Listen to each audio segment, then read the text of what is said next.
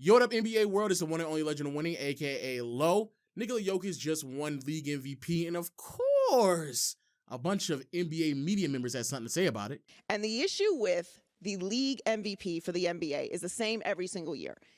It is truly a regular season award, but we don't judge professional athletes' careers based off of just what they do during the regular season, unless you're talking about a 20-year career or someone who is on the next level of skill, which obviously Jokic is. But we can't put him in that other category until he has the postseason success to match with it. Okay, let me stop by saying this first. The idea like media members are getting upset that the award is a regular season award, and like people are like just so blown away, like, oh my God, like I don't know how to really contextualize what just occurred when someone like Jokic wins the MVP. It's a regular season award. If you don't think Jokic should have won it, fine. But the argument of playoff success and then to follow that up with Joel Embiid is ridiculous. And it's like, Embiid has not made it further than Jokic. What is your argument here? Who, by the way, are also dealing with injuries, are also dealing with players missing. You truly see who is... Please stop. Because this is another thing that bothers me. When people sit here and they'll say, well, Jokic is getting injured. Well, everybody else dealing with injuries. I mean, everybody else, they're dealing with injuries as well. People are dealing with injuries, but not to the severity that Jokic is. It is so comical. It is comical when people sit here and attempt to compare what Jokic is dealing with in contrast to what everyone else in the league is dealing with. We're talking about not just the second, but also the third best player on the team missing the entire year as well as the playoffs. Antoine used to be reserved for the all-time best of the best, the greatest of the greats, plus Steve Nash. Now it's reserved for the all-time best of the best, the greatest of the greats, plus Steve Nash and Nikola Jokic. I don't agree with this concept that Jokic isn't peaking at a level that is of the all-time best. And I'm not saying that Jokic is on the tier of like Kareem Abdul-Jabbar or LeBron James, but Jokic is producing numbers and impact on the offensive end that is of the ilk of all-time great status. Jokic will probably go down as one of the greatest players of all time. But honestly, the person who had the most outrageous take on Jokic winning the award is Kendrick Perkins, because, boy, what he was saying was just outrageous. Listen, let me say this first of all. I got no problem with Jokic winning the MVP. Me either. None. I got like zero. I got a problem with Joel not winning it. Okay? I ain't gonna hold you. I somewhat agree with what he's saying, but it's just the way he said it. Actually, let me harp on this real quick. That what he just said is the reason why, personally speaking, I don't look at MVP recipients anymore. But I made this decision a few years ago. This is not like I just stumbled across this. I've moved to the point where I look at MVP finishes. Like, where do you finish in the MVP race? If you're consistently a top 3 or top 5 MVP finisher, like if you finish in the race, top 3, top 5, that more than likely means for how many XYZ amount of years you were relatively consistently like a top 3 to top 5 player in the league. That's what that normally means.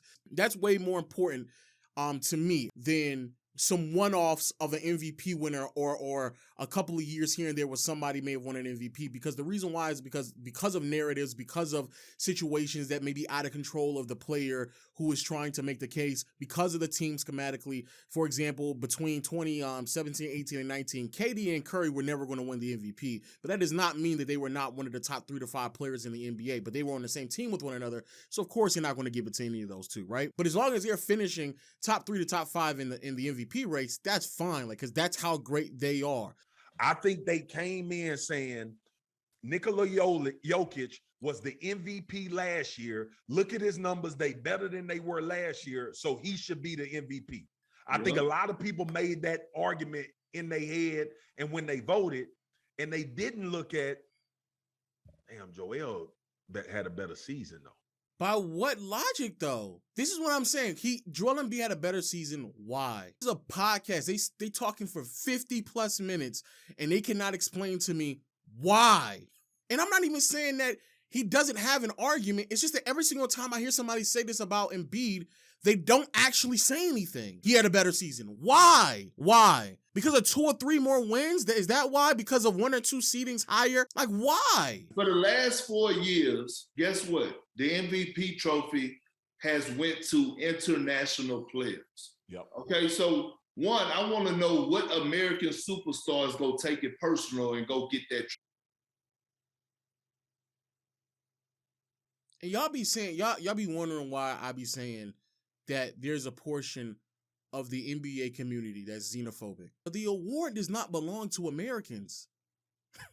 Who gonna be upset and take back that the award doesn't belong to an American. But y'all be wondering why I be saying, bro, there's xenophobic tendencies in this community. And you want me to believe that your argument of the eye test is supposed to be more credible. You say stuff like that. It's the most valuable player. It's not an American award. So no American should be like, oh man, these foreigners really running amok in my league. Bro, that sounds so crazy. That sounds outrageous, bro. For him to say that just it confirms the shit that I've been saying for the past 3 or 4 months now. I don't know what's the criteria for the MVP no more.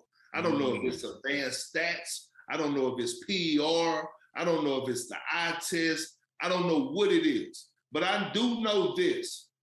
The story should matter. Right. Gather around, children. Hey, children, gather around. Gather around. The story. Let me tell you this great story. Gather around. Get closer now. Let me tell you this great story of the MVP, Joel Embiid. Ooh, yes, children. Yes, children, gather around. Once upon a time, there was this big old giant who lived out there in the city of brotherly love, Philadelphia. And let me tell you what, this big old giant with his stubbed toe and his cracked face and his broken finger and his bad back, he went out there and he performed.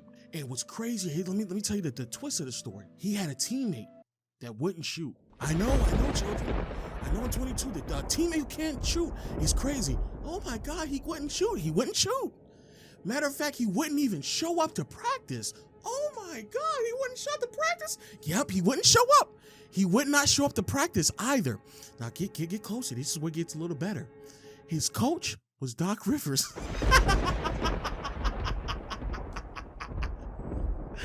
Oh my God. God, Doc Rivers is coach? Yes, children. Yes. And all this time, this process I was building up for this year to validate what they had been building out there in Philadelphia and Philly. Oh man, and at the time, Philly wasn't looking so good. Will Smith had slapped the shit out of Chris Rock. And Philly needed Meek Mill was no longer popping on 4 wheelies, and they needed a redemption arc. He made Philly an attractive place, so attractive that James Harden left Kyrie and KD in Brooklyn to come play with the big fella because that's how attractive he made the Philadelphia 76ers. Nigga, it wasn't free agency. He got traded there. They won 50-plus games in the tougher conference. But that is never, and this is another thing I'm saying. It's so odd to me that Perkins is sitting here saying, like, I don't know what it's about, but then you're starting bringing up random factors to determine what the MVP should be about. It's a tougher conference. Bro, who was saying that when Derrick Rose won it, when LeBron won it 4 times in 5 years, when Dwight Howard was finishing second and third in the race? Nobody wasn't saying about some toughest conference back then. But you are going to sit here and tell me that I don't know what it's about. I don't know. I don't get it. I don't know what's going on with the MVP award. But then you are just randomly discussing reasons why somebody should win it off of factors that never, ever, ever, ever, ever applied. It never applied. This man didn't have another player on this team that we knew could ball. What? What the fuck are you saying? What are you saying? You didn't know Tobias Harris was a borderline all-star for the better part of the last 5 or 6 years. You didn't know he could ball? Are you out of your mind? Seth Curry, you didn't know Seth Curry was a good player? Are you Nigga, that applies more to Jokic than Embiid. I know Jokic didn't have a full boat, all right? He didn't have Michael, the other 6'10" button, I can't think of his last name. But from Missouri,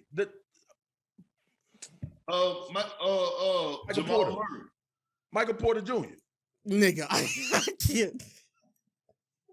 I can't watch this shit, bro. I can't. Why do y'all want me to take these niggas serious, bro? Why do y'all want me to do this, bro? Why do y'all want me to do this? And like people want to say, oh, he had a better supporting cast. Well, tell me the damn difference between Tobias Harris and Aaron Gordon. No, no, Perk. Oh, Perk. I know you're not. You're no, my brother. No, there's no way. Hey man, this was a good video, bro. I had a good laugh, man. Shout out to Kendrick Perkins. But you're hilarious. I love you. That's why I had to unblock you. You're funny, man. You're funny on Twitter, man. But at the end of the day, look, it's amazing to me how we get to this point of the NBA season and we're sitting here discussing MVPs and what it means, and everybody loves to reshape it on a year-to-year basis, but then complain about how everybody reshapes the MVP award. But at the end of the day, it was a tough race. I have no problem with Jokic winning it. I have no problem really with anyone who could have won it because I think that's how close of a race it really was. But I do believe that the NBA, they need to pick there should be some form of consistency though. And I do believe that winning a certain amount of games or a threshold of seeding should be met because historically speaking, that has been the difference maker and the determining factor on who should and should not win it. I understand this year that the seeding was so close that might not matter as much, but I do believe the door has been open to give it to a 6th seed or maybe even a 7th seed just based off of a statistical profile. And to me, that is a bit more damning, but that's not because of Jokic. I believe it has a lot to do with, way more to do with Westbrook. But hey, those are just my thoughts, man. This has been hilarious and funny. If y'all enjoyed the video, make sure to hit the like and subscribe button, and I'll see you all next time, man. Peace.